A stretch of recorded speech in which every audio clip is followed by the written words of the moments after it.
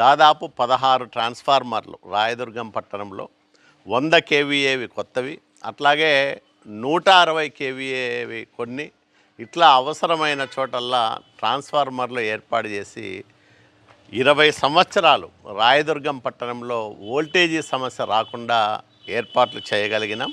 ఇంకా విస్తరిస్తే పట్టణం మళ్ళీ కూడా ఈ కార్యక్రమాలు చేస్తామని హామీ ఇవ్వడం జరిగింది.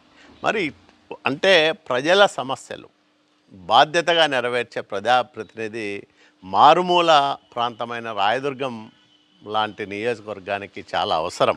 మళ్ళీ తెలుగుదేశం పార్టీని రాయదుర్గం నియోజకవర్గంలో గెలిపించడానికి ప్రజలు సిద్ధంగా ఉన్నారు.